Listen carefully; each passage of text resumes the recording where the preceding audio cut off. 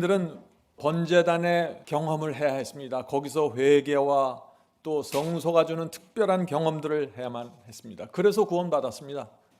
자, 그렇다면 신약 시대 그리스도인들은 어디로 가야 할까요? 히브리서에 답이 있는 것입니다. 히브리서는 하늘 성소로 오라고 초청하고 있습니다. 성도 여러분, 히브리서는 중요한 기별입니다. 히브리서에는 우리가 하늘 성소에 계시는 그 대제사장 그리스도를 만나러 가는 길이 정확하게 펼쳐져 있는 것입니다. 히브리서를 모르면은 내가 기도할 때 어디를 향해 가야 되는지, 내 신앙이 어디를 바라보고 가야 되는지 놓치게 되는 것입니다. 자, 히브리서의 원래 원본의 제목이 무엇입니까? 히브리인들에게입니다. 히브리인들에게 보낸 편지입니다. 히브리서는 유대인들을 위한 책인데 특별히 예수님을 영접한 유대인들을 위해서 기록된 책입니다. 성도 여러분, 이 신약 성경에 왜 유대인들을 위해서 기록된 말씀이 포함되어 있을까요? 지금 이 복음이 이방인들에게 전파되는 초대교회 시대에 이 히브리서는 유대인들에게, 그 제목도 히브리서라고 붙여놓은 것입니다. 왜 그럴까요? 이 질문은 히브리서를 연구하는데 굉장히 중요합니다.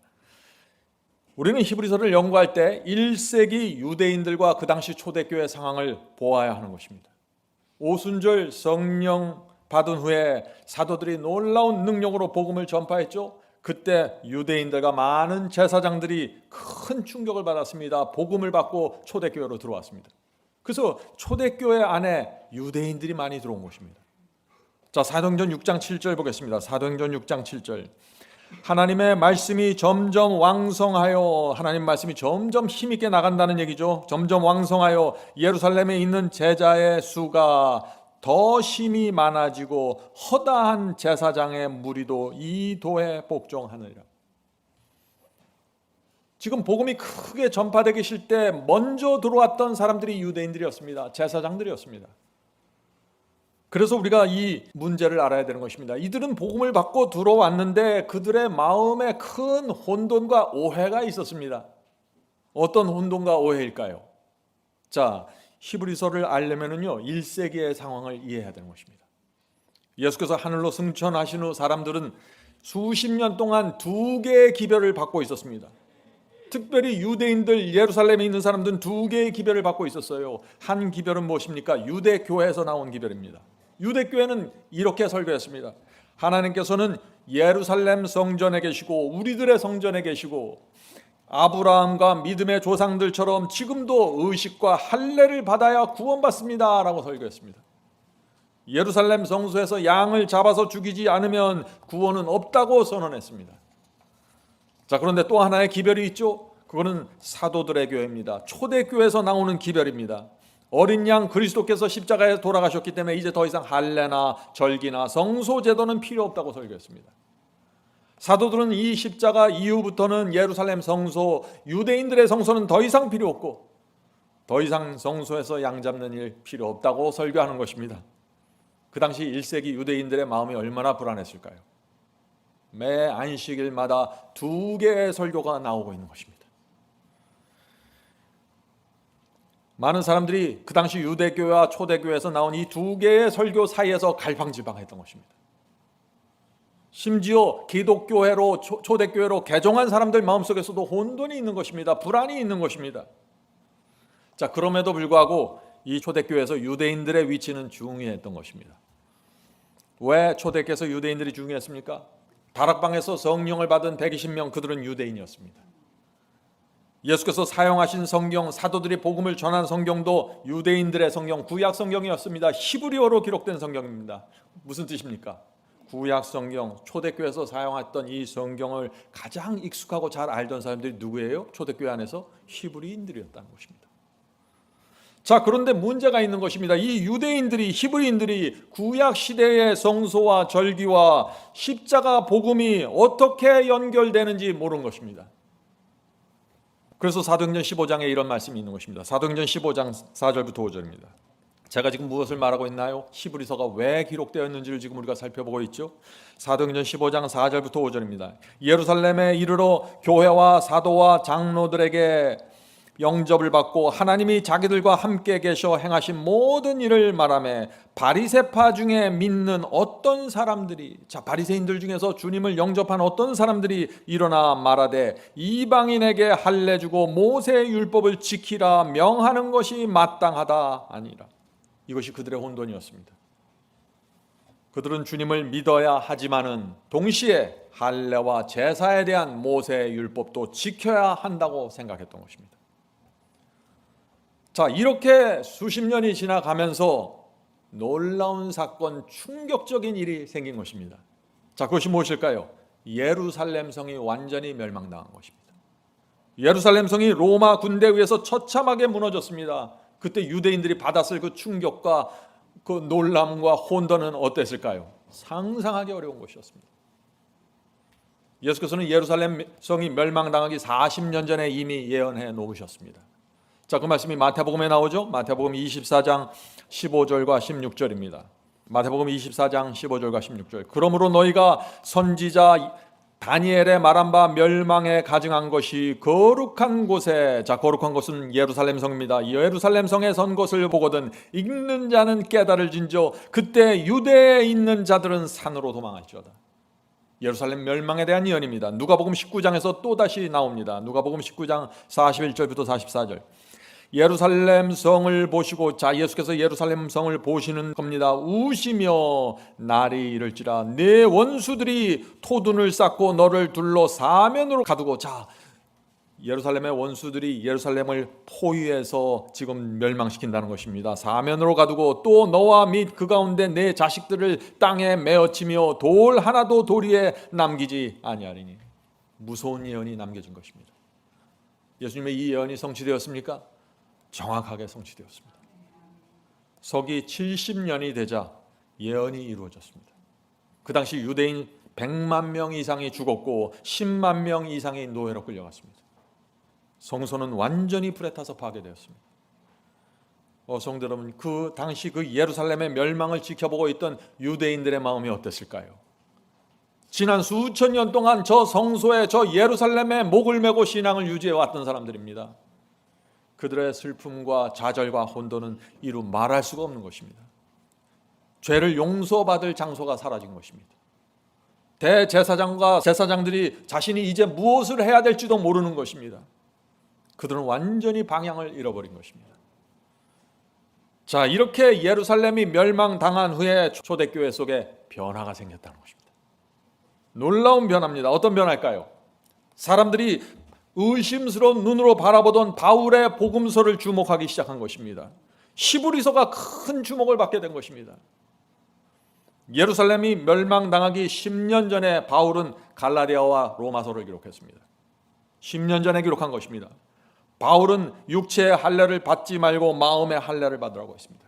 유대인의 혈통으로 구원받는 것이 아니라 예수 그리스도를 믿는 믿음으로 구원받는 것이다. 유대인들의 혈통은 필요 없다. 헬라인이나 누구든지 주님을 믿으면 아브라함의 자손이다. 이것은 유대인들에게 정말 감당할 수 없는 기별이었겠죠. 정말 달갑지 않는 기별이었습니다. 골로새서는 어떻습니까? 골로새서는 예루살렘 성이 멸망당하기 8년 전에 기록되었습니다. 골로새서에서 바울은 절기와 월삭과 제사와 관련된 의문의 율법은 십자가에서 폐지되었다고 선포했습니다. 이것은 유대인들에게 청천벽력 같은 기별이죠. 그러나 진짜 핵폭탄이 터졌는데 그것이 뭐예요? 그것이 히브리서입니다. 히브리서는 서기 66년부터 68년경에 기록되었습니다. 다시 말해서 예루살렘 성전이 파괴되기 직전에 기록된 것입니다. 히브리서의 기별이 무엇입니까? 지금 너희들이 예배드리는 유대인의 성소는 성소가 아니다. 하나님께서 그 안에 계시지 않다. 하나님께서 하늘 성소에서 지금 구원을 이루고 계시다. 하늘 성소 대제사장은 너희들이 믿고 따르는 레위 지파의 대사장이 아니라 유다 지파에서 나온 그리스도가 하늘 대제사장이 되셨다고 선포하는 것입니다. 도무지 받아들일 수 없는 기별들이 히브리서에서 쏟아져 나오는 것입니다. 그러나 예루살렘 성이 멸망당하면서 더 이상 인간 제사장들도 사라지고 레위 지파도 사라지고 모든 지파들이 사라지면서 상황이 크게 반전되는 것입니다. 유대인들 마음에 크게 요동쳤습니다. 특별히 그리스도를 영접한 이 유대인들에게 큰 소망이 생기고 확신이 생겼습니다. 더 이상 갈팡질팡은 없어요. 더 이상 혼돈이 없습니다. 이제는 자신들이 지금까지 수십 년 동안 걸어왔던 이 길이 정확한 길이구나 하는 확신을 갖게 되었습니다. 예루살렘이 멸망하면서 말이죠. 자, 이제 질문 드립니다. 히브리서는 유대인들을 위해서 기록된 책인데 왜 마지막 시대를 사는 저와 여러분에게 히브리서가 중요할까요? 이 질문은 중요합니다. 히브리서는 성소를 말하고 있기 때문에 그렇습니다. 이 성소에 그리스도와 하나님의 위치와 역할이 정확하게 나타나 있습니다. 하나님께서는 지성소에 계셔서 심판하시고 그리스도께서는 성소 안을 이동해 가면서 죄인들을 도우시고 구원하시는 것입니다. 그리스도께서 어떻게 성소 안을 움직이실까요? 성소의 순서대로 움직이십니다. 성소 뜰에서 시작해서 번제단과 성소 첫째 칸과 마지막 지성소까지 움직여 나가시는 것입니다. 확인해 볼까요? 하나님의 아들이 베들레헴의 아기로 태어나셨습니다. 어떤 일이 생긴 것입니까? 그리스도께서 지구라는 성소 뜰로 내려오신 것입니다. 성육신 하신 것입니다. 예수께서 성소 뜰에서 33년 반 동안 우리와 같은 인간으로 살아가셨습니다. 우리가 어떻게 살아야 하고 어떻게 신앙할지, 시험과 유혹이 올 때 어떻게 대처해야 되는지, 시련과 고민이 생길 때 어떻게 기도하고 극복해야 되는지 예수께서 다 보여주셨습니다. 분명한 모본을 보여주신 것입니다. 성도 여러분, 주님을 모본으로 보셔야 됩니다. 그래야만 길을 잃어버리지 않습니다. 정확한 복음으로 들어가려면 성육신의 진리를 이해해야 되는 것입니다. 자, 때가 찼습니다. 예언의 때가 차면서 예수께서 다시 한번 이동하십니다. 어디로 가실까요? 성소의 순서대로 간다 그랬죠. 어디로 갑니까? 번제단으로 가는 것입니다. 성소뜰에서 번제단으로 가시는 것입니다. 왜 번제단으로 가셨습니까? 어린 양 그리스도께서 십자가에서 피를 흘리고 죽기 위해서 번제단으로 가신 것입니다. 십자가에서 대속이 이루어진 것입니다. 성소뜰에서 모본이 세워졌고 번제단에서 대속이 이루어진 것입니다. 그래서 예수님의 생애 전체가 모본과 대속으로 이루어지는 것입니다. 성도 여러분, 다시 말씀드립니다. 예수께서 이동하십니다. 성소뜰에서 번제단으로, 그리고 성소 첫째 칸으로, 그리고 지성소까지 순서대로 나가십니다. 자, 십자가에서 예수께서 돌아가셨습니다. 이제 예수께서 다시 한번 움직이셔야 됩니다. 어디로 갈까요? 순서대로입니다. 하늘 성소로 들어가는 것입니다. 성소 첫째 칸입니다. 성소에서 대제사장으로 취임하십니다. 죄인들을 위한 중보를 시작하시는 것입니다. 성도 여러분, 하늘 성소와 대제사장, 이것이 히브리서 기별입니다. 자, 예수께서 성소뜰에서 시작해서 마지막 지성소를 향해서 계속해서 움직이시는데 마지막 지성소의 심판 사역을 마치면 어떻게 됩니까? 그때 세상 역사가 끝나고 예수께서 재림하시는 것입니다. 성도 여러분, 지금은 마지막 심판 사역이 진행되고 있는 것입니다. 중요한 것입니다. 히브리서가 중요합니까? 정말 중요합니다. 히브리서는 마지막 시대의 성도들이 반드시 알아야 할 기별입니다. 히브리서를 모르면 어떻게 될까요? 하늘 성소를 모릅니다. 그리스도 대제사장이 무엇을 하는지 모릅니다. 기도를 해도 어떻게 해야 될지 모릅니다. 히브리서를 알아야 되는 것입니다. 자, 히브리서는 총 13장으로 구성되어 있습니다. 히브리서는 13장인데 굉장한 논리로 각 장이 연결됩니다. 그래서 이 히브리서의 논리를 잘 들여다보고 이해하면은 히브리서가 쫙 펼쳐지게 되는 것입니다. 자, 여러분들, 이 히브리서의 시리즈를 여러분들 기대하십니까? 정말 이것은 우리가 기대할 만한 말씀입니다.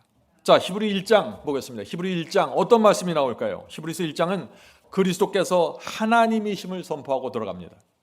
나사렛 예수는 그저 나사렛에 살던 어떤 사람이 아니라 하나님이셨다고 선포하고 들어가는 것입니다. 자, 히브리서 1장 1절부터 2절입니다. 옛적의 선지자들을 통하여 말씀하신 하나님이 이 모든 날 마지막에는 하나님의 아들을 통해 우리에게 말씀하셨으니, 이거 무슨 뜻입니까? 구약 시대는 유대인들의 선지자들을 통해서 말씀하셨는데, 하나님께서 말씀하셨는데, 이제는 하나님의 아들 그리스도를 통해서 말씀하신다는 것입니다. 이제는 유대인들이 완전히 빠지라는 것입니다. 그리스도께서 직접 백성들과 소통하시겠다는 것입니다. 자, 계속해서 읽어보죠. 이 아들을 만유의 후사로 세우시고 저로 말미암아 모든 세계를 지으셨나니. 나사렛 예수는 피조물이 아니라 창조주라고 선언하는 것입니다. 이는 하나님의 영광의 광채시요 그 본체의 형상이시라. 그의 능력의 말씀으로 만물을 붙드시며. 자, 이 히브리서가 기록되었을 때는 예수께서 하늘로 승천하신 후 수십 년이 지난 때입니다. 사람들은 그리스도에 대한 이런저런 얘기들이 많았습니다. 혼돈이 있었습니다. 그래서 히브리서는 나사렛 예수는 하나님이셨다, 창조주셨다고 선포하는 것입니다. 하나님의 영광의 광채이고 본체이고 만물을 창조하셨다, 이렇게 선포하는 것입니다. 이것이 히브리서 1장 기별입니다. 자, 그렇다면 히브리서 2장에서는 어떤 기별이 선포될까요?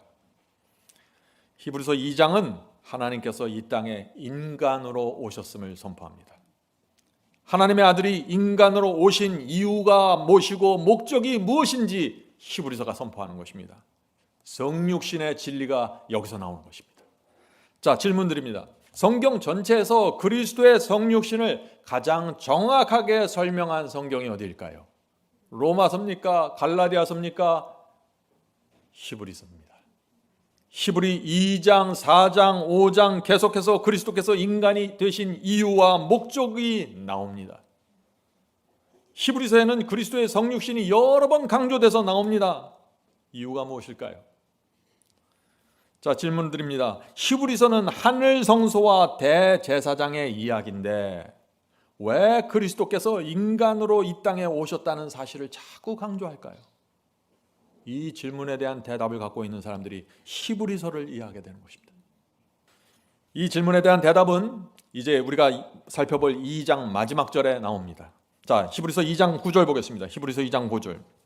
오직 우리가 천사들보다 잠깐 못하게 하심을 입은 자. 자, 천사들보다 잠깐 못하게 함을 입은 자 누굽니까? 그리스도입니다. 천사보다 못한 인간이 되셨다는 것이죠. 천사보다 잠깐 못하게 하심을 입은 자, 곧 죽음의 고난을 받으심을 인하여 영광과 존귀로 관쓰신 예수를 보니 이를 행하심은 하나님의 은혜로 말미암아 모든 사람을 위하여 죽음을 맛보려 하심이라. 성도 여러분, 하나님의 아들이 왜 인간으로 오셨다고 했습니까? 하나님은 죽을 수 없는 분입니다. 하나님은 시작도 없고 끝도 없습니다. 영원하신 분입니다. 그런데 하나님이 이 땅에 오셔서 십자가에 못 박아 죽으셔야 합니다. 인류의 죄값을 갚아주셔야 됩니다. 그런데 신은 죽을 수가 없는 것입니다. 그래서 인간이 되실 수밖에 없다는 것입니다. 죽을 수밖에 없는 인간, 천사보다 못한 인간이 되셔서 십자가에 달려 돌아가셨다는 것입니다. 다시 말해서 성소의 번제단에서 피 흘려 돌아가시는 어린 양이 되기 위해서 인간이 되셨다는 것입니다. 성소뜰에서 성육신 하셨고 십자가에서 인간이 되셔서 죽을 수밖에 없는 인간으로 돌아가셨다는 것입니다. 하나님이면서 동시에 인간이 될 수밖에 없는 이 그리스도의 상황을 이해하셔야 되는 것입니다. 자, 히브리서 2장 11절 보겠습니다. 히브리서 2장 11절. 거룩하게 하시는 자와, 자, 거룩하게 하시는 자 누굽니까? 그리스도입니다. 그리스도와 거룩하게 함을 입은 자들이 누굽니까? 우리입니다. 거룩하게 하시는 자와 거룩함을 입은 자들이 다 하나에서 난지라. 그러므로 형제라 부르시기를 부끄러워 아니하시고. 무슨 뜻입니까? 그리스도와 우리는 다 하나에서 난 자녀라는 것입니다. 그리스도는 하나님의 아들이신데 우리와 같은 인간이 되셨다는 것이죠. 자, 그래서 우리를 형제라 부르시기를 부끄러워하지 않으신다는 것입니다. 그리스도의 성육신을 말하는 것이죠. 성도 여러분, 이 그리스도의 성육신을 잘 이해하셔야 됩니다. 여기에 하나님의 사랑과 희생이 담겨져 있는 것입니다. 우리가 그 사랑을 이해하면은 주 앞에 나가 굴복하게 되는 것입니다. 신앙이 쉬워집니다. 자, Signs of Times 1896년 읽겠습니다. Signs of Time 1896년. 하나님의 아들이 사람으로 성육신하신 사실을 명상할 때 인간의 지성으로는 깨달을 수도 없고 측량할 수도 없는 신비 앞에 우리는 크게 놀라게 된다. 성육신의 진리를 생각하면 할수록 그것은 놀라운 사랑으로 다가온다. 성도 여러분, 제가 왜 성육신의 진리를 강조합니까? 하나님의 놀라운 사랑을 가까이 보기 위해서입니다. 그리스도의 신성과 갓난아기, 그 두 사실 사이에 놓인 간격은 참으로 얼마나 큰 대조를 이루고 있는가. 전능하신 하나님과 무기력한 갓난아기 사이에 놓인 그 멀고 먼 간격을 우리가 어떻게 알 수 있는가. 세상을 창조하신 분께서 말 구유에 누워 무기력한 아기로 나타나셨다. 하늘 아버지와 동등이신 그리스도께서 인성의 옷을 입으시다니. 성도 여러분, 주님의 사랑과 희생이 무엇인지 보셔야 됩니다. 성육신을 통해서 볼 수 있는 것입니다. 성육신을 우리가 알면은 주 앞에 납작 엎드려서 이렇게 외치게 되는 것입니다. 주여, 이 죄인을 용서해 주시옵소서. 저는 주님의 사랑과 희생을 감당할 수 없습니다. 외면할 수 없습니다. 이제 저는 이 세상 죄 다 버리고 주님을 따르겠습니다. 십자가가 높이 들리는 이유가 뭡니까? 이 세상 사람들 다 끌어모으기 위해서죠. 자, 계속해서 히브리서는 성육신의 진리가 이어집니다. 히브리서 2장 14절입니다. 히브리서 2장 14절.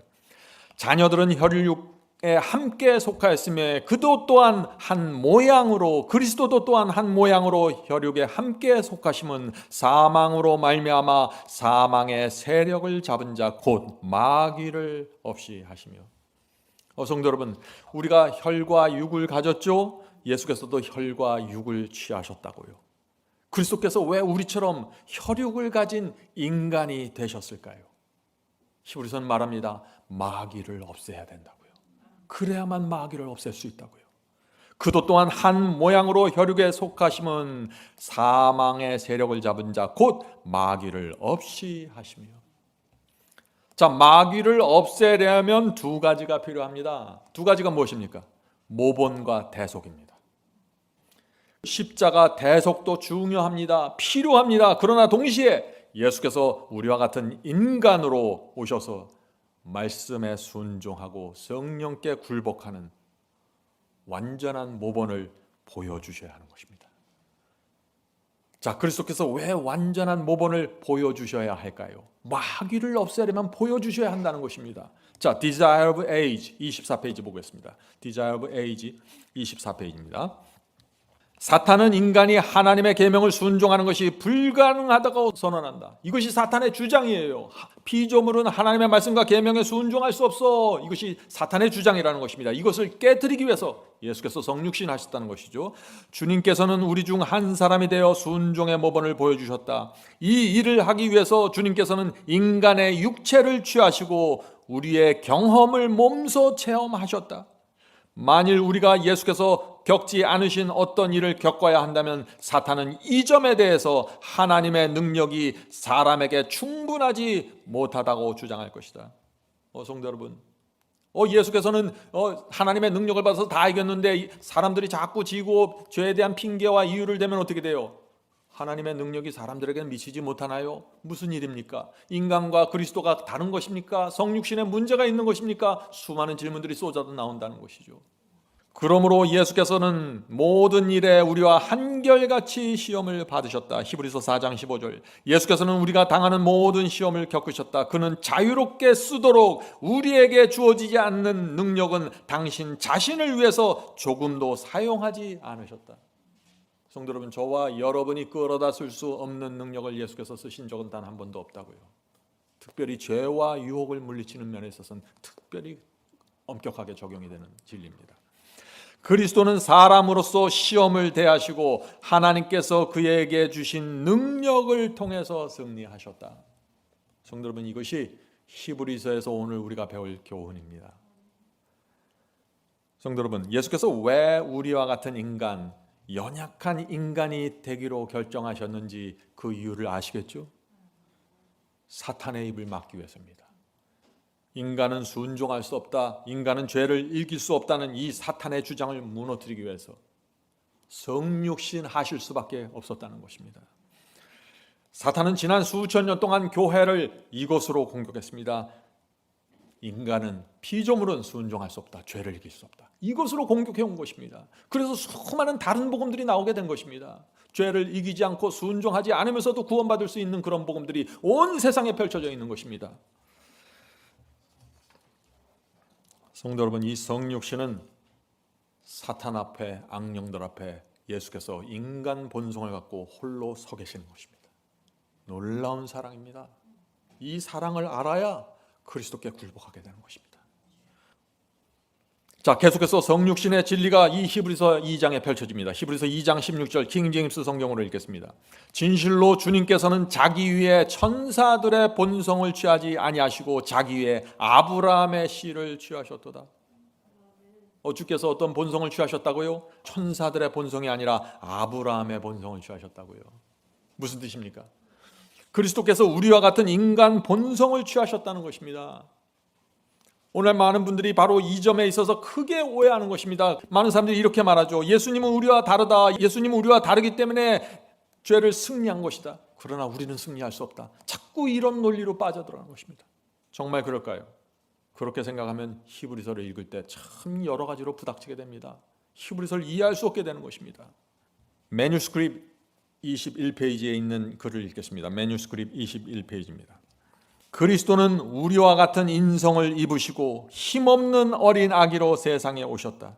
그는 천사의 모습으로 오실 수가 없었다. 왜냐하면 주님께서 만약 사람으로서 사람을 만나지 않으시고 성령의 능력이 우리에게 주어지는 것과 같은 방법으로 주님께 주어진다는 사실이 증명되지 않으면 주님은 우리의 완전한 모본이 될 수 없기 때문이다. 이 말씀 이해하시나요? 예수께서는 우리가 받은 성령을 받으셨고 우리가 순종하는 방법으로 순종하셨다는 것입니다. 그래서 우리의 완전한 모본이 되셨다는 것입니다. 여기에 우리의 소망이 있는 것입니다. 성도 여러분, 어떤 분들은 이 그리스도의 성육신을 말하면 이렇게 반응을 합니다. 그럼 내가 순종해야 되나요? 그럼 제가 죄를 버려야 되나요? 그거 너무 무겁네요. 이게 아니에요. 이것은 희망의 기별입니다. 너희가 더 이상 죄의 종으로 살지 말고 마귀의 종에서 살아갈 필요가 없다. 너희도 이길 수 있어. 승리할 수 있어. 그리스도를 따라가라. 이것이 성육신의 기별입니다. 계속해서 읽어보죠. 주님은 비천한 가운데 오셨다. 왜냐하면 지상에서 가장 비천한 사람일지라도 가난이나 무지 때문에 나는 여호와의 율법을 순종할 수 없다고 변명하지 못하게 하기 위해서였다. 성도 여러분, 그리스도께서 성육신 하신 목적이 무엇입니까? 너희도 순종할 수 있어. 힘을 내라. 너희도 마귀의 손에서 벗어날 수 있어. 내가 간 길을 따라와라. 성도 여러분, 이것이 희망의 기별입니다. 이것이 히브리서 2장이 우리에게 주는 기별입니다. 주님께서도 우리처럼 하루하루 성령을 구하면서 사셨습니다. 주님께서도 하루하루 말씀을 붙잡고 사셨습니다. 아침에 일어나면 성경을 읽고 그것을 마음으로 받으셨습니다. 그 모습을 우리가 보면 어떻게 돼요? 주님 앞에 무릎을 꿇게 됩니다. 누가 감히 주님 앞에서 주님은 나의 모본이 아닙니다. 나는 좁은 길을 갈 수 없습니다. 나는 주님을 따라갈 수 없습니다. 누가 그렇게 말할 수 있을까요? 자, 이제 히브리 2장의 결론으로 들어가겠습니다. 히브리 2장의 결론. 자, 질문을 다시 드립니다. 히브리서 2장은 그리스도의 성육신을 계속해서 반복합니다. 왜 그럴까요? 하는 질문입니다. 마지막 절에 이유가 나옵니다. 중요합니다. 히브리서 2장 17절 18절입니다. 히브리서 2장 17절 18절. 그러므로 저가 범사에, 그러므로 주께서 범사의 모든 점에 형제들과 같이 되심이 마땅하도다. 주께서 모든 점에서 우리와 같은 인간이 되셨다는 것이죠. 왜 그럴까요? 이유가 나옵니다. 이는 왜냐하면 하나님의 일에 자비롭고 충성된 대제사장이 되어 백성의 죄를 구속하려 하심이니라. 이것은 놀라운 진리입니다. 주께서 자비롭고 신실한 대제사장이 되기 위해서 우리와 같은 형제, 우리와 같은 인간으로 성육신 하셨다는 것입니다. 이것이 무슨 논리일까요? 자, 계속해서 읽겠습니다. 자기가 시험을 받아 고난을 당한 즉 시험 받는 자들을 능히 도우시느니라. 이제 보이시죠? 그리스도께서는 범사에 우리와 같으셨고 우리처럼 시험 받으셨고 우리처럼 고난 당하셨습니다. 그렇기 때문에 자비롭고 신실한 대제사장이 되실 수 있었다는 것입니다. 우리를 이해한다는 것입니다. 우리를 동정하실 수 있다는 것입니다. 이것이 히브리서의 논리입니다. 그리스도를 하늘 대제사장으로 세우기 위해서 계속해서 성육신의 진리를 계속해서 강조하면서 반복하고 있는 것입니다. 그리스도께서 너희와 같은 인간이 되셨기 때문에 너희를 동정할 수 있는 하늘 대제사장이 될 수 있어. 대제사장은 반드시 인간이어야 한다고 말하는 것입니다. 대제사장은 우리처럼 시험을 받고 우리처럼 고난 당하여야 한다고 말하는 것입니다. 왜 그럴까요? 자기가 시험을 받아 고난을 당하셨은즉 시험 받는 자들을 능히 도우시느니라. 이것이 대제사장이 될 수 있는 자격입니다. 성도 여러분, 이 자격을 얻기 위해서 예수께서 이 땅에 인간으로 오셨다는 것입니다. 이것이 사랑입니다. 이것이 사랑이에요. 이 세상 어떤 신이 이런 사랑을 베풀겠습니까? 피조물들에게. 성도 여러분, 대제사장은 반드시 성소를 찾아오는 죄인들의 고민과 고통을 이해하고 함께 나눌 수 있는 사람이어야 한다는 것입니다. 대제사장이 죄를 범해서 양을 끌고 오는 사람들의 마음과 형편을 이해할 수 없다면 어떻게 됐겠어요? 전혀 죄인들과 대화할 수 없는 것입니다. 그 사람의 심정을 헤아릴 수 없는 것입니다. 동정할 수 없는 것입니다. 그런데 놀라운 것은 히브리서 2장에 나오는 이 그리스도는 우리와 같은 연약한 인간이셨지만 죄를 짓지 않고 부패하지 않고 순결한 분이라고 선언하는 것입니다.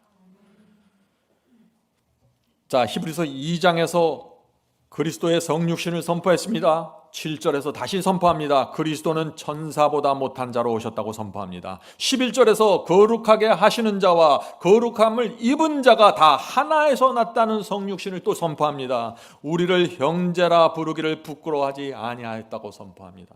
14절에서 다시 성육신이 나옵니다. 그리스도는 우리처럼 혈과 육을 가진 인간이라고 합니다. 16절에 그리스도께서는 아브라함의 씨로 오셨다고 또 선포합니다. 17절에 그리스도는 범사의 형제들과 같이 되심이 마땅하다고 성육신의 진리를 또다시 선포하는 것입니다. 그리고 마지막 절에서 그 성육신의 진리를 대제사장의 진리와 연결시킵니다. 마지막 18절에서 그리스도께서 자비롭고 중성스러운 대제사장이 되신 이유는 자기가 시험을 받아 고난 당했기 때문에 시험 받는 자들을 능히 도우실 수 있다고 선포하는 것입니다. 이것이 히브리서 2장의 결론입니다. 성도 여러분, 성육신의 진리와 하늘 대제사장의 진리는 하나입니다. 하나로 연결되어 있습니다. 둘로 분리하는 것이 아닙니다. 그러므로 여러분이 만일 그리스도께서 하늘 대제사장이라는 진리를 인정하신다면 여러분은 반드시 그리스도께서 우리와 같은 인간 본성으로 시험 받으셨고 우리와 같은 몸으로 고난 받으셨다는 이 성육신의 진리도 받으셔야 하는 것입니다. 두 개는 분리할 수 없기 때문에 그런 것입니다. 매뉴스크립트 21페이지 보겠습니다. 매뉴스크립트라는 책 21페이지에 이런 글이 있습니다. 그리스도께서 인간 본성을 취하신 것은 인간으로서 인간의 마음에 접근하기 위함이고 인간 본성을 가지고 생활하기 위함이고 인간의 모든 시련과 고난을 담당하기 위해서였다. 주님께서는 모든 일에 우리와 한결같이 시험을 받은 자로 돼 죄는 없으신 분이었다. 인성을 취하신 그리스도는 사람에게 닥치는 모든 시험들을 이해하셨다. 이것이 성육신의 진리입니다. 그래서 예수께서 하늘 대제사장으로 취임할 수 있었던 것입니다. 성도 여러분, 성육신에 대해서 제가 말씀을 드렸죠. 성육신의 진리를 파헤치다는 시리즈로 제가 여러 번 설교했습니다. 여러분의 신앙을 확고하게 세울 수 있는 말씀입니다. 반드시 들으셔야 될 말씀입니다. 자, 이제 히브리서 3장으로 넘어갑니다. 히브리서 3장에는 어떤 기별이 펼쳐질까요? 히브리서 1장에서는 그리스도는 하나님이라는 창조주 하나님이라는 기별이 선포됐고 2장에서는 성육신으로 오셨기 때문에 예수께서 대제사장이 될 수 있다는 기별이 선포되었습니다. 3장은 어떤 말씀으로 시작될까요? 히브리서 3장 1절입니다. 히브리서 3장 1절. 그러므로 함께 하늘의 부르심을 입은 거룩한 형제들아, 우리의 믿는 도리의 사도시며 대제사장이신 예수를 깊이 생각하라. 예수님은 사도십니다. 그리고 우리의 대제사장이십니다. 그래서 이 히브리서 3장에서는 이 대제사장, 사도와 대제사장이신 그리스도를 깊이 생각할 수 있는 말씀들이 펼쳐지게 된다는 것입니다.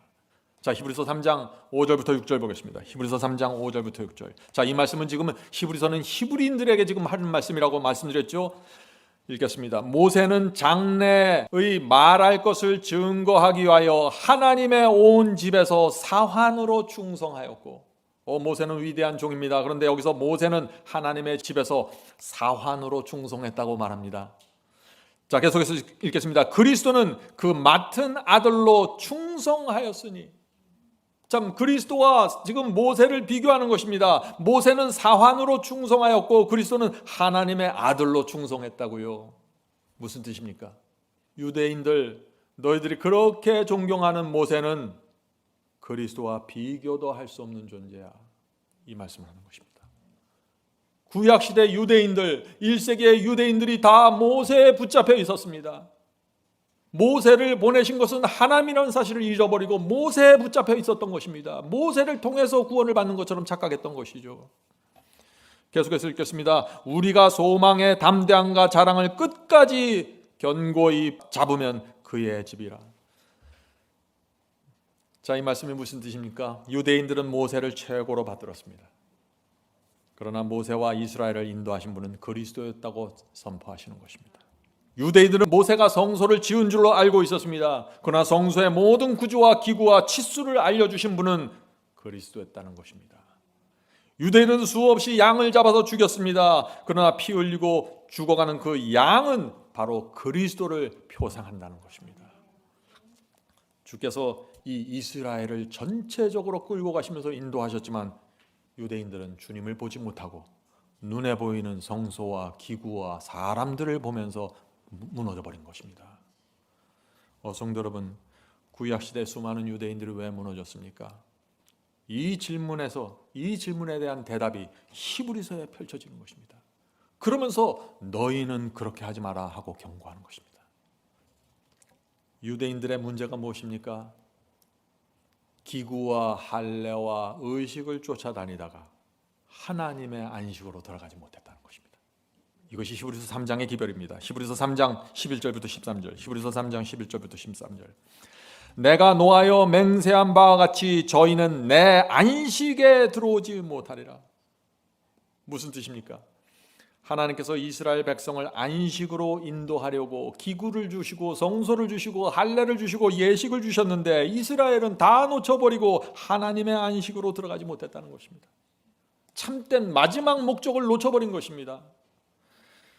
그들이 왜 안식으로 들어가지 못했습니까? 12절부터 이어집니다. 형제들아, 너희가 삼가 혹은 너희 중에 누가 믿지 아니한 악심을 품고 살아계신 하나님에게서 떨어질까 염려할 것이요, 오직 오늘이라 일컫는 동안에 매일 피차 권면하여 너희 중에 누구든지 죄의 유혹으로부터 강팍해 됨을 면하라. 이것이 히브리서의 경고입니다. 광야에서 이스라엘 사람들은요, 이스라엘 단체로 유혹받은 것도 아니에요. 이스라엘 사람들 한 사람 한 사람이 시험받았습니다. 먹는 문제로 시험받았고, 마시는 물로 시험받았고, 십계명이 주어졌는데 또 그것 때문에 시험받았고, 사탄은 기회가 될 때마다 사람들의 마음을 흔들어댔습니다. 그래서 불평하고 불신하고, 사람들이 어떻게 반응했습니까? 악심을 품었다고 했습니다. 악심이 무엇인가요? 창조주 하나님께서 지금 사람들에게 말씀하고 계신데, 구름기둥과 불기둥으로 인도하고 계신데 사람들이 순종하지 않는다는 것이에요.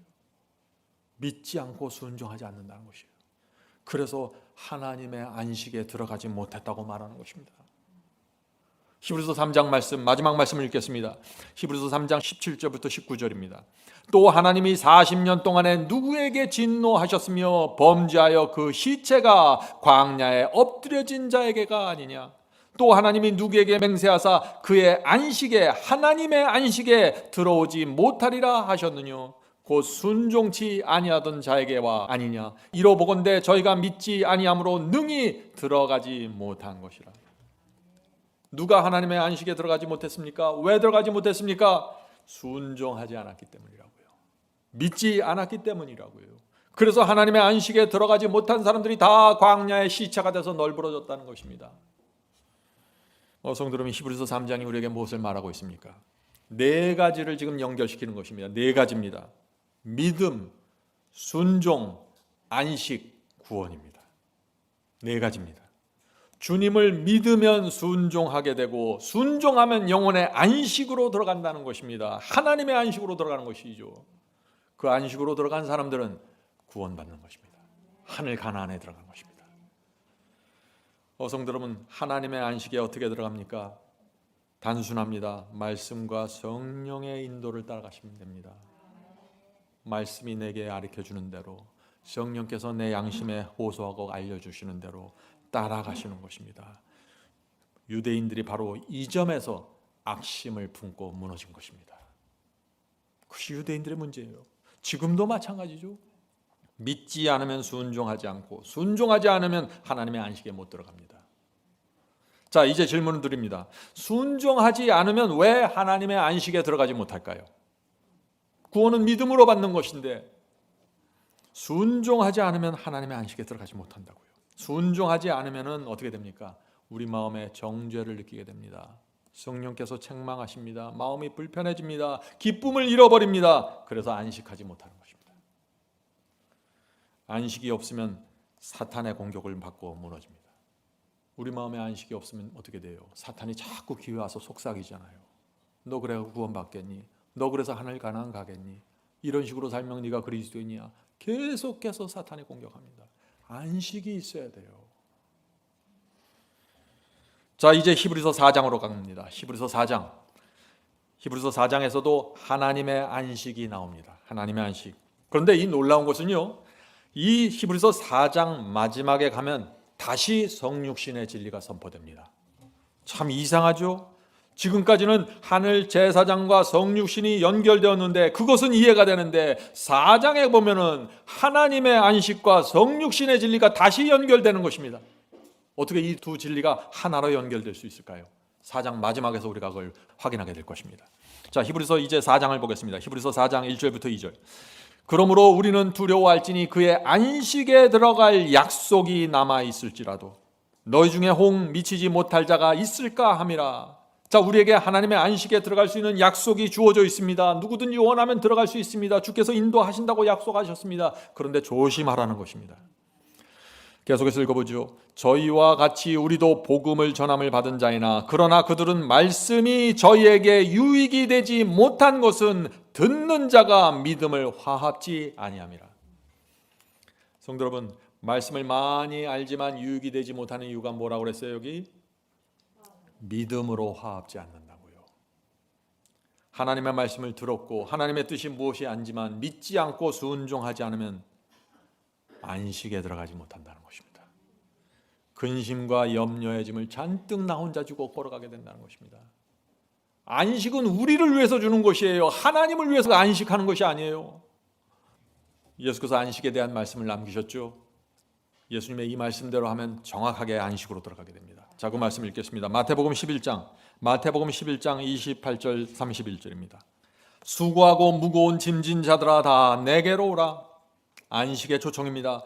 내가 너희를 쉬게 하리라. 나는 마음이 온유하고 겸손하니 나의 멍에를 메고 내게 배우라. 그리하면 너희 마음이 쉼을 얻으리니 이는 내 멍에는 쉽고 내 짐은 가벼움이라 하시니라. 성도 여러분, 하나님의 안식에 들어가는 길이 무엇입니까? 주님께 내 인생을 맡기고 주께서 주시는 쉽고 가벼운 멍에를 메는 것입니다. 내 멍에는 너무 무겁습니다. 주께서 주시는 멍에를 받으셔야 됩니다. 그래야만 무거운 근심과 염려로부터 벗어나는 것입니다. 그런 성도들은 하나님의 안식에 들어갑니다. 기쁨으로 좁은 길을 걸어가게 되는 것입니다. 자, 히브리서 4장 4절 5절 보겠습니다. 히브리서 4장 4절 5절입니다. 자, 제7일에 관해서는, 자, 여기서 갑자기 제7일 안식일이 나오는 것이죠. 제7일에 관해서는 어디 이렇게 일렀으되 하나님은 제7일에 그의 모든 것을 쉬셨다 하셨으며, 하나님께서 제7일에 쉬는 장면이 어디에 처음 나옵니까? 창세기에 나오죠. 하나님께서 엿새 동안 지구와 사람을 창조하시고 제7일에 쉬시는 장면이 나오는 것입니다. 제7일에 그의 모든 일을 쉬셨다 하였으며 또다시 거기 저희가 내 안식에 들어오지 못하리라 하였으니. 이 말씀이 무슨 뜻입니까? 하나님께서는 창조 때부터 사람들에게 제7일을 주시고 제7일 안식일을 주시고 안식하라고 하셨습니다. 하나님의 선물입니다. 그러나 이 사람들이 그 안식에 들어오지 못했다는 것입니다. 광야에서 이스라엘 백성들이 안식일마다 모여서 예배드렸습니다. 그러나 그들의 마음에 하나님의 안식이 없었다는 것입니다. 마음이 죄와 세상에 짓눌려서 참된 안식과 쉼을 누리지 못했던 것입니다. 구원의 기쁨을 누리지 못한 채 어둡고 무거운 삶을 살아갔다는 것입니다. 그래서 율법주의에 다 빠져버린 것입니다. 성도 여러분, 이것이 유대인들의만의 문제일까요? 오늘날도 마찬가지입니다. 매주 예배드리고 성경을 읽고 찬송합니다. 그러나 심령 속에 하나님의 안식이 없을 수 있다는 것입니다. 하나님께서 주시는 쉼이 없는 것입니다. 왜 그럴까요? 주님을 신뢰하지 못하기 때문입니다. 믿지는 않는 것입니다. 주님께 내 인생을 맡기질 못하는 것입니다. 불안해서. 내 인생의 주인이 납니다. 내 인생의 운전석에 내가 앉아 있습니다. 입으로는 주님을 믿는다고 하지만은 어떻게 돼요? 마음은 세상과 치열하게 경쟁하고 있습니다. 그래서 쉼이 없는 것입니다. 그런 상태에서는 하나님의 말씀과 계명에 순종할 수 없어요. 그래서 안식을 잃어버리는 것입니다. 성도 여러분, 이 세상은 점점 더 힘들어져 갈 것입니다. 점점 더 무거운 짐을 질 수밖에 없는 상황이 생길 수 있죠. 그래서 지금 우리가 무엇을 배워야 해요? 하나님의 안식에 들어가는 신앙을 배워야 한다는 것입니다. 안식의 신앙, 이것이 마지막 시대에 살아남는 비결입니다. 히브리서 4장의 기별이 바로 이것입니다. 이제 질문 드립니다. 자, 우리가 어떻게 하면 그렇다면 하나님의 안식에 들어갈 수 있을까요? 어떻게 하면 우리가 안식하면서 순종하는 삶으로 들어갈 수 있을까요? 이것이 질문입니다. 4단계의 경험을 순서대로 밟아야 된다는 것입니다. 4단계의 경험입니다. 첫째, 우주를 만드신 그 놀라운 하나님의 능력을 신뢰해야 됩니다. 그 엄청난 능력을 갖고 계신 분인데 신뢰하지 않는다, 말이 안 되는 것이죠. 우리를 위해서 모든 것을 주신 하나님의 사랑과 보호에 우리를 맡겨야 되는 것입니다. 믿으셔야 합니다. 이것이 안식으로 들어가는 첫걸음입니다. 첫걸음에 실수하지 말아야 됩니다. 두 번째, 하나님을 우리가 정말 믿으면 우리의 마음과 생애를 맡겨야 합니다. 믿기 때문에 맡기는 것입니다. 여기서 많은 사람들이 실패하죠. 맡기질 못합니다. 불안해합니다. 그래서 자꾸 내 힘으로 자기 뜻대로 살려고 바둥바둥 거리다가 무너지는 것입니다. 자, 인생을 우리가 주님께 맡기면 3번째 단계로 넘어갑니다. 셋째, 인생을 주님께 맡기면 하나님의 안식에 들어가게 되는 것입니다. 모든 근심과 염려에서 사라지고 하늘 나그네의 영혼의 쉼을 누리면서 살게 된다는 것입니다. 이 세상 모든 사람이 무너질지라도 이들은 무너지지 않습니다. 왜요? 이들 마음속에, 영혼 속에 하나님께서 주시는 안식이 있기 때문입니다. 이들은 주님을 생각할 때마다, 그분의 능력과 그분의 사랑을 생각할 때마다 마음에 안심이 생기고 미소가 나오는 것입니다. 하나님의 안식에 들어간 자들입니다. 넷째입니다. 4번째 단계. 하나님의 안식에 들어간 사람들은 기쁨으로, 감사로 좁은 길을 가게 됩니다. 아무나 기쁨으로 좁은 길을 가는 것이 아니에요. 이런 경험들이 단계적으로 내 속에서 이루어지는 것입니다. 하늘 도성 바라보면서 가는 자들, 딴 데 보면서 가지 않게 되는 것입니다. 왜요? 만족하는 것입니다. 내 속에 만족이 있어요. 쉼이 있어요. 딴 데 볼 필요가 없는 것입니다. 이것이 히브리서 4장 기별입니다. 자, 히브리서 4장 12절 13절 보겠습니다.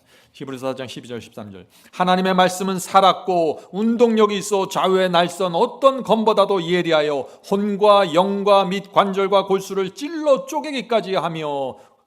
하나님의 말씀은 능력 있고 예리하다는 것입니다. 이 말씀을 받으셔야 되는 것입니다. 그래야 우리 마음속에 세속이 잘라져 나가고 죄가 잘라져 나가고 안식이 자리하게 되는 것입니다.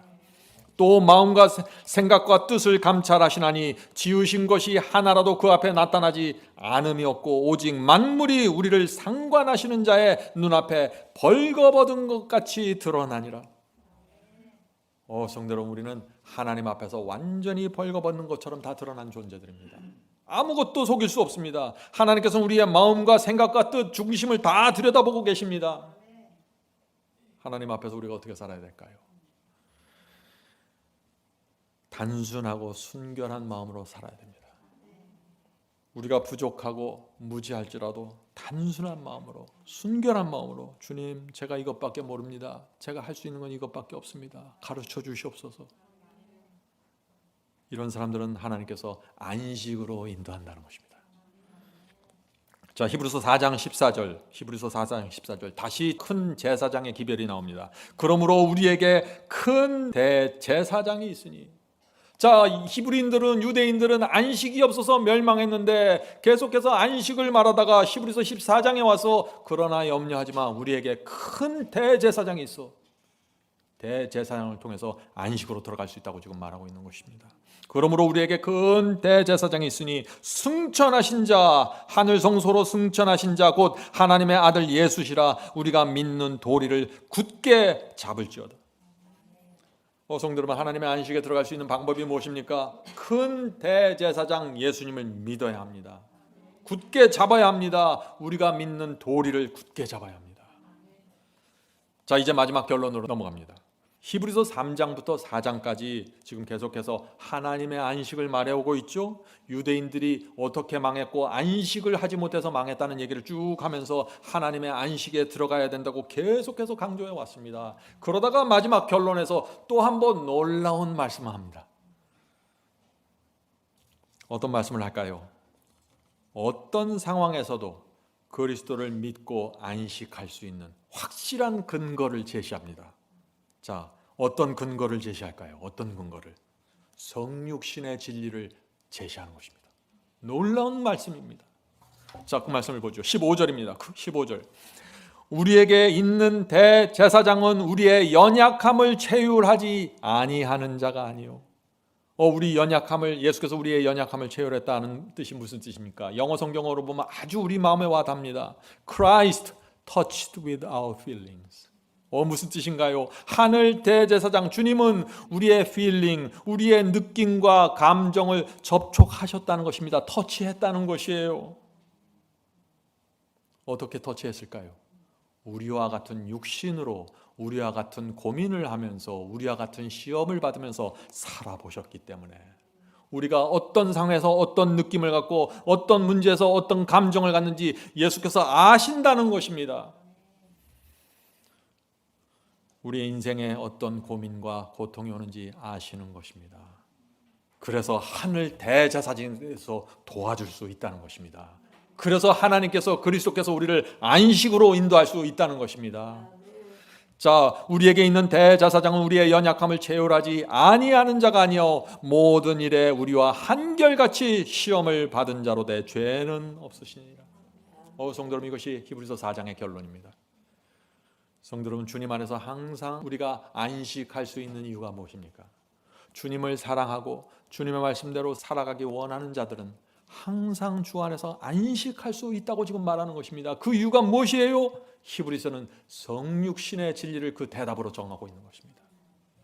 그리스도께서 이 땅에서 인간으로 살면서 안식하셨기 때문에 그분이 안식하실 수 있다면 우리도 안식할 수 있는 거야, 그렇게 말하고 있는 것이에요. 성도 여러분, 주님께서 우리와 같은 연약함을 갖고 사셨습니다. 모든 일에 우리처럼 유혹을 받으셨어요. 주님께서 우리가 당하는 고민과 고통을 당하셨습니다. 사탄과 악령들이 수없이 공격했습니다. 그럼에도 불구하고 주께서 안식하셨습니다. 어떻게 안식하셨습니까? 하나님을 굳게 붙잡으셨습니다. 믿음으로 신뢰했습니다. 말씀을 붙잡았습니다. 염려와 두려움이 몰려와도 압도되지 않고 말씀을 붙잡고 하나님의 약속을 붙잡았습니다.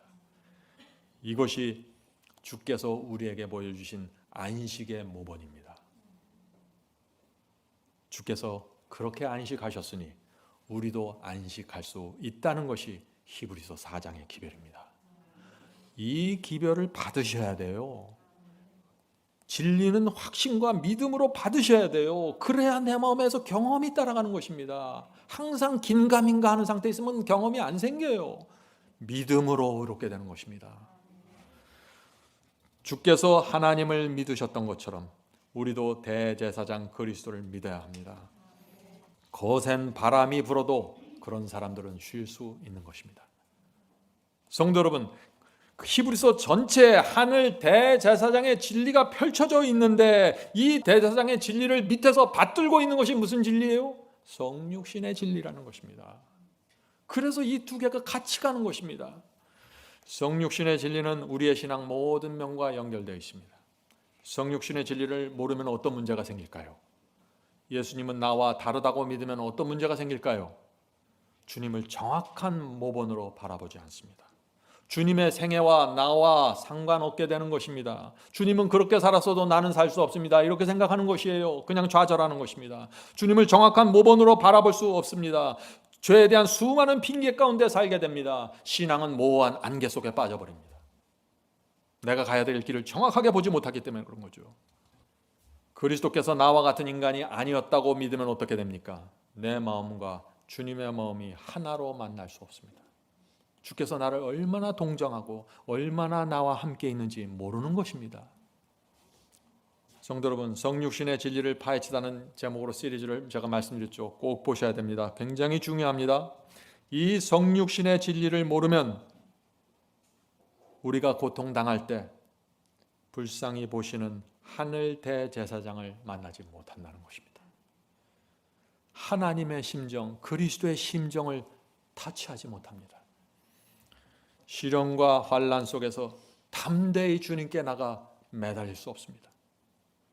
주님, 주께서 저의 이 시련을 아시죠? 주께서 제가 당한 이 길을 걸어가 보셨잖아요. 제가 은혜의 보좌에 담대히 나옵니다. 도와주시옵소서. 성육신의 진리 중요합니다. 이것을 모르면 예수께서 하나님의 안식에 어떻게 들어갔는지 전혀 감도 잡지 못합니다. 그래서 안식으로 들어가지 못하는 것입니다. 자, 매뉴스크립 141페이지에 있는 글을 읽겠습니다. 매뉴스크립 141페이지. 성육신의 진리입니다. 그리스도께서 실제적으로 시험을 받으신 것이 아니라는 말인가? 많은 사람들이 이렇게 생각하는 것이에요. 예수는 모양으로만 왔지 실제는 아니다. 그래서 이렇게 생각하는 것입니다. 그리스도께서 실제적으로 시험을 받으신 것이 아니라는 말인가? 광야에서 마귀에게 시험을 받으셨을 뿐 아니라 그의 유년 시절로부터 장년기에 이를 때까지 그의 전생에 시험을 당하시 않으셨는가? 성도 여러분, 주께서 시험을 우리와 같이 다니셨지만 주님은 성령으로 충만한 분입니다. 말씀으로 충만한 분이셨어요. 그의 전생에는 하나님께 맡겨져 있었습니다. 하나님의 안식에 들어가서 사셨습니다. 그것이 우리의 모본으로 제시되는 것입니다. 그러면서 너희도 이렇게 하면은 그 모본을 따라갈 수 있어 라고 제시해 주는 것입니다. 자, 계속해서 읽어보죠. 그는 모든 일에 우리와 한결같이 시험을 받았다. 각양각색의 시험을 받고도 성공적으로 그 시험을 물리쳤기 때문에 주님께서는 사람에게 완전한 모본을 보여주신 것이다. 주님은 완전한 모본이시라고요. 완전한 모본이라는 말이 뭐예요? 주님의 생애를 깊이 들여다보라는 것입니다. 주께서 어떻게 기도하셨고 어떻게 핍박과 시련을 견디셨는지 보라는 것입니다. 어떻게 승리했는지 보라는 것입니다. 주님의 삶을 보면서 너희도 배우고 훈련하라는 것입니다. 성화의 기별입니다. 계속해서 읽겠습니다. 그래서 우리도 그리스도께서 충분히 준비해 두신 것을 가지고 세상에서 썩어질 것을 피하여 신의 성품에 참여한 자들이 될 수 있다. 성도 여러분, 신의 성품에 참여하려면은요 꼭 필요한 것이 하나가 있어요. 그건 뭐냐면 주께서 주시는 그 쉽고 가벼운 멍에를 매야 되는 것입니다. 내 멍에를 메고 내 짐을 메고는 안 되는 것입니다. 계속해서 읽어보죠. 그리스도께서는 이기는 그에게는 내가 내 보좌에 함께 앉게 하여 주기를 내가 이기고 아버지 보좌에 함께 앉은 것과 같이 하리라 하셨다. 주께서 우리와 같은 인간이 아니라면 어떻게 이런 약속을 하실 수 있을까요?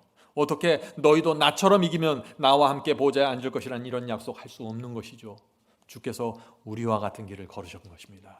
자, 계속해서 읽겠습니다. 여기에 우리가 끝까지 굳게 붙잡아야 할 확신의 근본이 있다. 그리스도께서 사탄의 유혹을 물리치셨다면 우리에게도 유혹을 이길 힘을 주실 것이다. 아멘. 성도 여러분, 우리가 굳게 붙잡아야 될 확신의 근본이 있습니다. 그것이 무엇입니까? 주께서 유혹을 물리치셨다면 우리에게도 유혹을 이길 힘을 주실 것이다. 자, 마지막 절 읽겠습니다. 16절입니다. 그러므로 우리가 긍휼하심을 받고 때를 따라 돕는 은혜를 얻기 위하여 은혜 보좌에 담대히 나갈 것이니라. 성도 여러분, 지금 히브리서 4장 기별의 전체가 어디에 기반을 두고 지금 계속해서 흘러나옵니까? 성육신의 진리입니다. 그리스도께서 우리와 같은 인간으로 사셨기 때문에 이것도 가능하고 이것도 가능하고 안식도 되고 쉴 수 있고 은혜 보좌에도 담대히 나갈 수 있는 거야 하고 이 기별을 지금 전하고 있는 것이에요. 유대인들은 구약시대에 형편없이 좌절했습니다. 그들의 대제사장과 제사장과 교회 지도자를 보면서 좌절하고 좌절했던 사람들입니다. 히브리서는 전혀 다른 거룩한 그리스도를 제시하고 있는 것입니다. 그러면서 너희가 따라갈 수 있는 대제사장을 보여준 것입니다. 성도 여러분, 은혜의 보좌에 담대히 나가서 기도할 수 있는 이유가 아시겠죠? 세상을 돌파하는 기도가 있습니다. 시험과 환난을 돌파하는 특별한 기도가 있습니다. 그 기도가 뭐예요? 성육신의 기도입니다. 그것이 주께서 인간으로 통과하셨던 그 경험을 붙잡고 주 앞에 나가 기도하는 것입니다. 이렇게 기도하는 것입니다. 주여, 주님은 이 땅에서 인간으로 33년 반 동안 사셨습니다. 주님께서 저와 같은 고민과 고통을 수없이 당하셨다는 것을 저는 압니다. 주님은 제 고민과 고통이 무엇인지 너무나 잘 아십니다. 은혜 보좌에 그래서 제가 담대히 나가오니 은혜로 저를 위로해 주시고 힘을 주시옵소서. 주님은 저를 외면하지 않는다는 사실을 저는 압니다. 주께서 은혜를 베푸시고 힘을 주시면 제 영혼이 안식할 수 있습니다. 성령께서 우리를 이 히브리서의 기별과 경험으로 인도하시길 제가 간절히 바랍니다. 하늘에 계신 저희들의 아버지, 주께서 오시는 날이 가까이 옵니다. 주여, 저희가 오늘 나눈 이 히브리서의 기별로 준비되기를 원합니다. 주여, 히브리서의 말씀으로 저의 마음을 지배해 주시고 저희의 생애와 경험을 인도해 주시옵소서. 히브리서를 떠받치고 있는 이 대제사장과 성육신의 기별이 어떻게 연결되고 그것이 다시 하나님의 안식으로 어떻게 연결되는지 이해할 수 있도록 지혜를 주시옵소서.